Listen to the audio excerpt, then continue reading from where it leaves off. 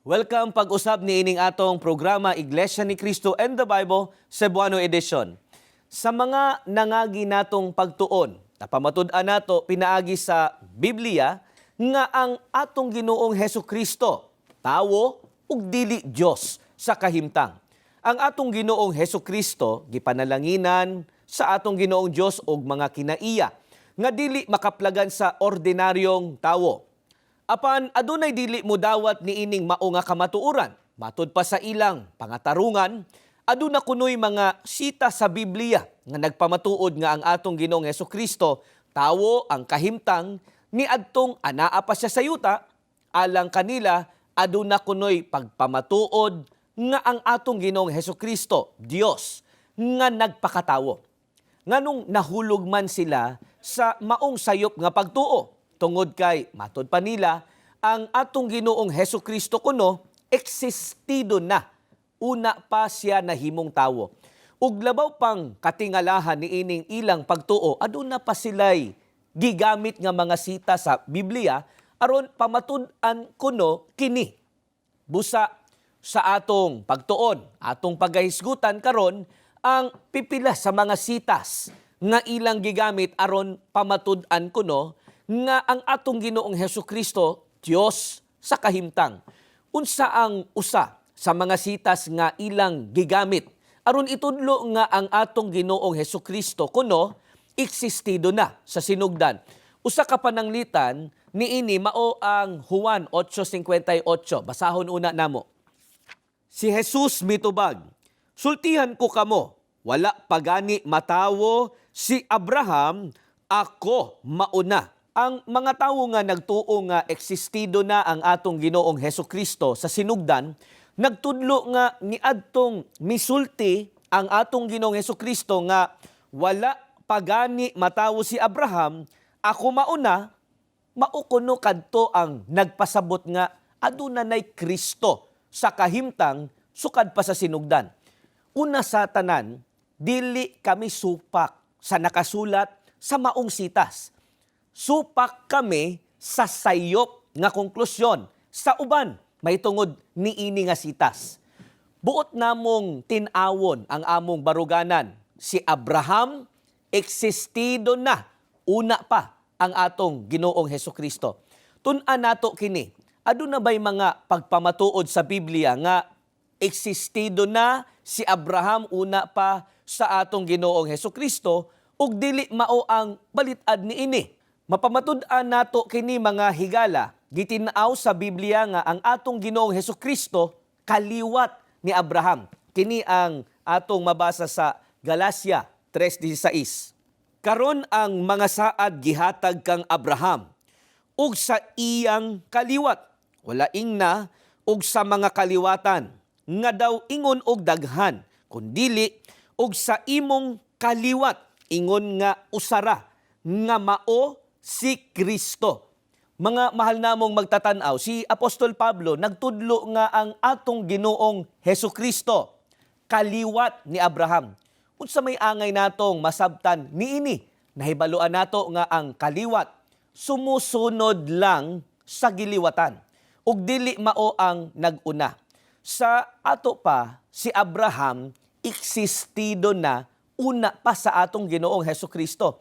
Maong nga nakasiguro kami nga ang mga nagtudlo nga existido na kuno ang atong Ginoong Hesukristo sa sinugdan pa nasayop sila. Sa ilang pagsabot sa Juan 8:58, may tungod sa pagpaningkamot nila sa pagpamatuod nga Dios kuno ang atong Ginoong Hesukristo tungod kay existido na siya sa wala pagibuhat ang kalibutan. Hinumduman nato nga wala gayod gipaila sa atong Ginoong Hesukristo nga ang iyang kaugalingon nga siya mao ang matuod nga Dios. Apan kung dili pa existido ang atong Ginoong Hesukristo, sukad pa sa sinugdan, nganong gisulti man niya nga wala pa gani matawo si Abraham, ako mauna.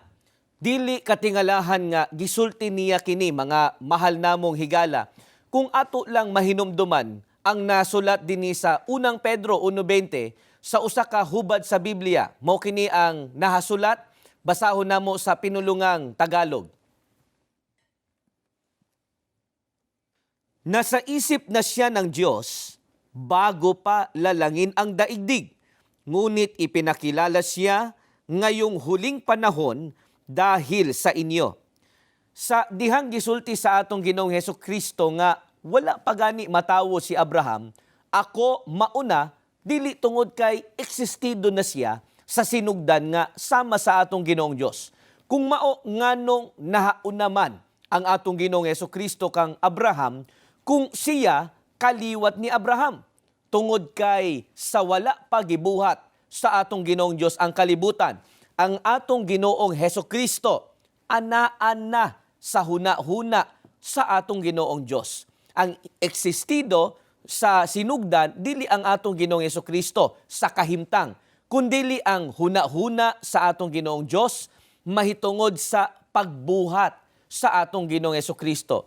Sa ato pa, ang anaa sa huna-huna sa atong Ginoong Dios, una pa niya gibuhat ang kalibutan, mao ang iyang plano mahitungod sa Mesyas o sa atong Ginoong Hesukristo. Busa kung pagahisgutan ang mahitungod sa nahauna sa huna-huna sa atong Ginoong Dios, ang atong Ginoong Hesukristo nauna pa kang Abraham. Kung mao, napiho nato, mga mahal namong magtatanaw, nga ang mga misitas sa Juan 8:58 nga ila kunong pasikaranan, aron itudlo nga existido na kuno ang atong Ginoong Hesukristo sa sinugdan, nasayop ra sila sa pagsabot sa nahasulat sa mao nga sitas. Nagbuhat sila og mga sayop nga konklusyon sa ilang tinguha nga pamatud-an ang ilang pagtuo nga Dios kuno ang kahimtang sa atong Ginoong Hesukristo og existido na kuno siya sa sinugdan pa. Lain pa niini nga mga sitas, unsa pa ang mga nahasulat sa Biblia nga ilang gihatagan og sayop nga pagsabot aron pamatud-an ang ilang pagtuo nga ang atong Ginoong Hesukristo existido na una paghibuhat ang kalibutan. Pagahisgutan nato kini ug uban pa sa among pagbalik.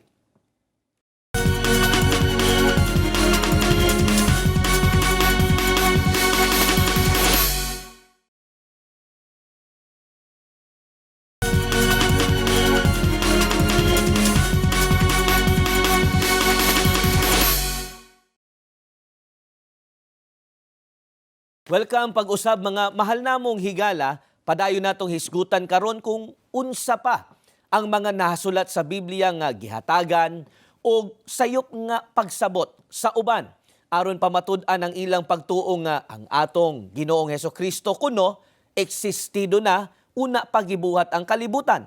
Paminawan ninyo kining nasulat dinhi sa Proverbio 8:22 hangtod 23.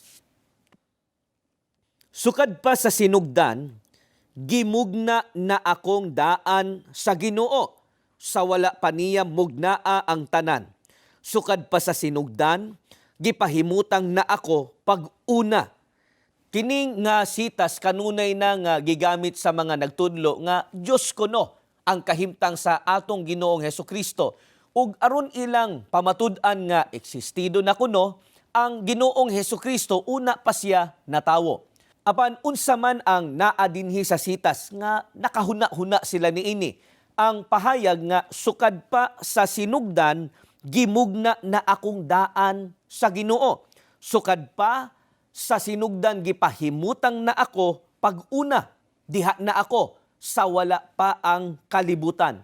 Gikan niini nagbuhat dayon sila og konklusyon nga ang atong Ginoong Hesukristo kuno existido na una pagibuhat ang kalibutan. Apan ang atong Ginoong Hesukristo ba ang gitudlo ni ining mao nga sitas sa Proverbio 8:22 hangtod 23 nga gimugna na nga daan sa atong Ginoo sa wala pa ang kalibutan. Dili mga mahal namong magtatanaw. Sa tinuod gani, wala gayud giisgutan sa mga sitas nga atong gibasa ang atong Ginoong Hesukristo ug dili siya ang buot ipasabot nga gimugna na nga daan sa Ginoo sa wala pa ang kalibutan. Kung dili ang atong Ginoong Hesukristo, unsa ang buot ipasabot sa mga sitas nga sukad pa sa sinugdan, gipahimutang na ug gimugna na sa Ginoo sa wala pa ang kalibutan. Atong basahon ang nahaunang sitas dinhi gyapon sa kapitulo 8 sa mga proverbio. Kini ang atong mabasa. Pamati kay nagtawag ang kaalam, nagpabati sa iyang tingog ang kahibalo. Mga mahal namong magtatanaw, ang giisgutan sa Proverbio 8:22 hangtod 23 nga sukad pa sa sinugdan, gimugna na sa Ginoong Dios ug diha na sa wala pa ang kalibutan, mao ang kaalam ug kahibalo. Apan unsa ang buot ipasabot nga gimugna na sa Ginoong Dios ang kaalam, sa wala pa ang kalibutan ug nganong aduna nay kahibalo. Una pa gibuhat ang kalibutan. Tungod kay ang kaalam, ang gigamit sa atong Ginoong Dios sa pagbuhat sa tanang butang. Paminawon nato ang nasulat sa Proverbio 3:19, mao kini ang atong mabasa. Gibuhat sa Ginoo ang yuta, pinaagi sa iyang kaalam. Gipahimutang niya ang langit, pinaagi sa iyang kahibalo. Ang Ginoong Dios nagbaton og kaalam. Una pa niya gibuhat ang kalibutan. Gipahimutang niya ang tanang butang pinaagi sa iyang kahibalo. Apan mahimong ipangatarungan sa uban. Dili ba gipaila sa atong Ginoong Hesukristo ang iyang kaugalingon nga siya mao ang kaalam sa atong Ginoong Dios sama sa nasulat sa unang Korinto 1:24? Mao kuno nga ang atong Ginoong Hesukristo ang kaalam nga existido na sa wala pa ang kalibutan. Mga mahal namong higala, dili kami uyon sa ilang konklusyon. Bisan patuod ang atong Ginoong Hesukristo gitawag usab sa Biblia nga kaalam sa atong Ginoong Dios, dili buot ipasabot nga siya mao ang kaalam nga gihisgutan sa proverbio nga gigamit sa Ginoong Dios sa pagbuhat sa kalibutan.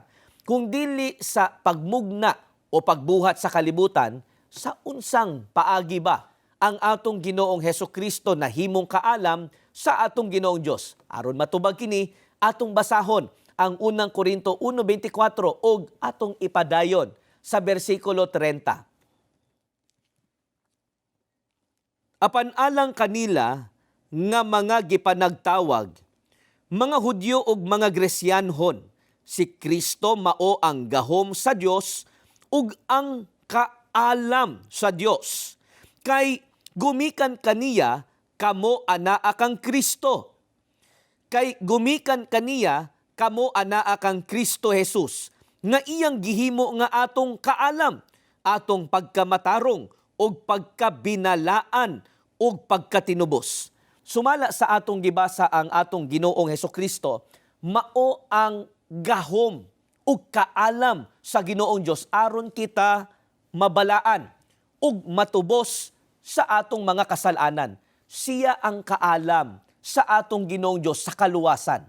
Dili lang kana kung dawato nato nga ang gipasabot nga kaalam nga anaa sa Proverbio kapitulo 8 mao ang atong Ginoong Hesukristo, dili gihapon kini makapamatuod nga ang kahimtang sa atong Ginoong Hesukristo matuod nga Dios. Atong pamatud-an kini pinaagi sa pagbasa pag-usab sa Proverbio 8:22 hangtod 23 sa laing hubad sa Biblia. Una ako sa tanang mga gibuhat sa Ginoo, ang una sa iyang mga gimugna. Gibuhat ako niya sa sinugdan pa gayod, sa wala pa buhata ang kalibutan. Ang kaalam nga gipasabot sa Proverbio 8:22 hangtod 23, binuhat ra usab sa atong Ginoong Dios.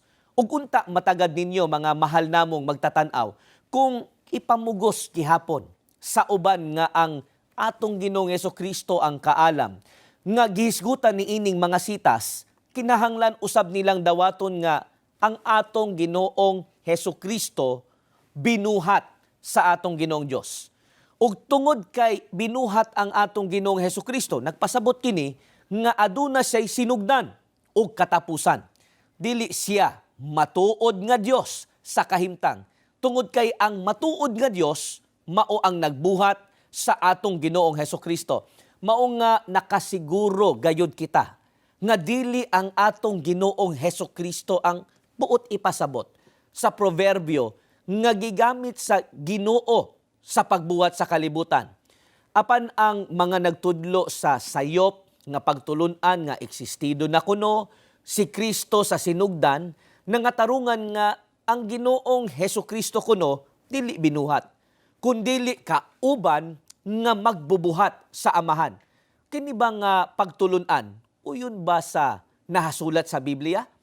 Kini og uban pa atong pagahisgutan human lamang niining mga pahinomdom.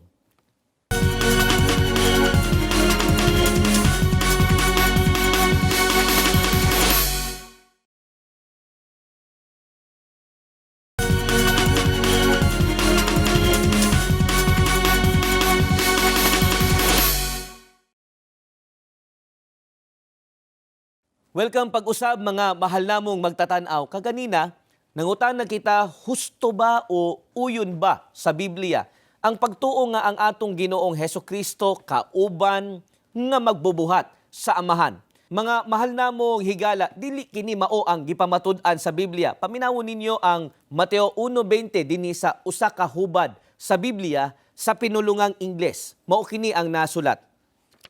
And as he was thinking about these things, behold, an angel of the Lord was seen by him in a dream, saying, Joseph, son of David, do not be afraid to take Mary as your wife, for that in her is generated by the Holy Spirit. Ang pagtuo nga ang atong Ginoong Hesukristo kuno dili binuhat, kundi magbubuhat nga kauban sa amahan, supak kaayo sa pagtulunan sa Biblia, sama sa nahasulat. For that in her is generated by the Holy Spirit. Mga mahal namong magtatanaw sa Webster's Unabridged Universal Dictionary, ang termino sa Ingles nga generate o kaha generation, nagpasabot sa paghimo, pagmugna o pagbuhat. Mao mga mahal namong magtatanaw, nagpasabot kini nga ang atong Ginoong Hesukristo nga gisabak ni Maria, usa ka binuhat. Nahibalo kami nga walay musupak sa kamatuoran nga ang matuod nga Dios dili binuhat, dili minugna o dili usa ka hinimo. Tungod kay walay nagbuhat sa matuod nga Dios, siya mao ang magbubuhat sa tanan. Kung ipangatarungan sa uban nga ang atong Ginoong Hesukristo kuno ang matuod nga Dios, nagpasabot kini nga gidawat usab nila ang pagtuo nga adunay duha ka matuod nga Dios. Usa ka Dios nga magbubuhat og usa ka Dios nga binuhat og gisabak ni Maria. Kini usa ka kataw-anan ug dili tinuod nga pagtulunan. Sa unsang paagi pa gipamatud-an sa Biblia nga ang atong Ginoong Hesukristo usa ka binuhat ug dili siya ang magbubuhat o kaubang magbubuhat. Dinhi sa Colosas 1:15, paminawon ninyo. Si Kristo mao ang makita nga dagway sa dili makita nga Dios. Siya ang kamagulangang anak ug labaw sa tanang binuhat. Mga mahal namong higala unta na tagad ninyo. Kini nga pahayag ni Apostol Pablo, labaw nga nagpamatuod nga ang atong Ginoong Hesukristo usa ka binuhat. Tungod kay siya ang kamagulangang anak ug labaw sa tanang binuhat. Apan sa unsang paagi ang atong Ginoong Hesukristo nahimong kamagulangan ug labaw sa tanang binuhat. Nagpasabot ba kini nga siya ang unang gibuhat o gimugna? Dili gihapon. Mga mahal namong higala, nagpasabot kini nga una pa gibuhat sa atong Ginoong Dios ang kalibutan, ang atong Ginoong Hesukristo ang una nga anaa sa iyang hunahuna. Kay ang atong Ginoong Dios nagplano na nga buhaton niya ang Mesiyas o ang Ginoong Hesukristo. O sumala pa sa mga apostoles, anaa na siya sa hunahuna sa Ginoong Dios, una pa gibuhat ang kalibutan. Matud pa sa usa sa mga sitas nga atong gibasa kaganina. Unsa ang labawng nagpamatuod nga ang atong Ginoong Hesukristo dili pa existido. Sa panahon nga gibuhat sa Ginoong Dios ang kalibutan, ug nga dili siya kauban sa Dios nga magbubuhat. Aduna ba kitay maitudlo nga pagpamatuod nga ang atong Ginoong Dios lamang ang nagbuhat sa langit ug sa yuta, ug wala siya'y kaubang magbubuhat. Paminawon ninyo kining nahasulat sa Isaias 44:24. Mao kini ang giingon sa Ginoo, ang imong manunubos, ug siya nga nag-umol kanimo gikan sa taguangkan. Ako mao ang Ginoo nga nagbuhat sa tanang mga butang, nga mao lamang ang nakagbuklad sa mga langit, nga nagakatag sa yuta, kinsabay uban kanako. Ang atong Ginoong Dios mismo ang nagpahayag nga siya ra ang nagbuhat sa langit o sa yuta. Walay nag-uban o nagtabang kaniya. Kini usa pa ka lig-on nga pagpamatuod nga ang matuod nga Dios walay kauban nga magbubuhat. Ug ang atong Ginoong Hesukristo dili kauban nga magbubuhat ug dili usab siya existido sukad pa sa sinugdan. Angay natong hinumduman ang kamatuoran nga buot sa atong Ginoong Dios nga atong huptan nga siya lamang ug wala nay lain pa ang matuod nga Dios nga nagbuhat sa tanan. Unsa ba ang kabililhon sa pag-ila ni ining kamatuoran sa Biblia nga adunay usa lamang kamatuod nga Dios nga nagbuhat sa tanan? Mao kini ang atong mabasa dinhi sa Juan 17:1 ug 3. Human makasulti si Jesus niini, mihangad siya sa langit ug miingon, Amahan, miabot na ang takna, ipadayag ang himaya sa imong anak, aron ipadayag sa anak ang imong himaya. Ug kini mao ang kinabuhing dayon, nga ang mga tawo muila kanimo nga mao ang bugtong matuod nga Dios ug kang Hesukristo nga imong gipadala. Mga mahal namong higala, daghan na ang nasayop sa pagtuo nga ang atong Ginoong Hesukristo mao ang matuod nga Dios. Apan ang atong Ginoong Hesukristo mismo ang nag-ingon nga ang iyang amahan mao ang bugtong o usa lamang kamatuod nga Dios. Ug ang atong Ginoong Hesukristo gipadala sa matuod nga Dios. Ang pagdawat niining mao nga kamatuoran ang maghatag sa tawo sa kinabuhing walay katapusan. Mga higala, mga mahal namong magtatanaw, hinaot nga inyong napahimuslan ang kamatuoran gikan sa Biblia nga atong giisgutan karon. Kung buot pa ninyo nga mahibaluan ang mga pagtulunan sa Biblia nga gituuhan sa Iglesia ni Cristo, ginadapit namo kamo nga muduaw sa among mga balay simbahan nga duol kaninyo. Mahimo kamo nga mutambong sa among mga pagtuon sa Biblia o kaha sa among mga pagsimba. Ug mahimo kamo nga mangutana sa mga ministro sa Iglesia ni Cristo mahitungod sa among pagtuo. Sa ngalan sa Iglesia ni Cristo, daghan kaayog salamat sa inyong pagtan-aw.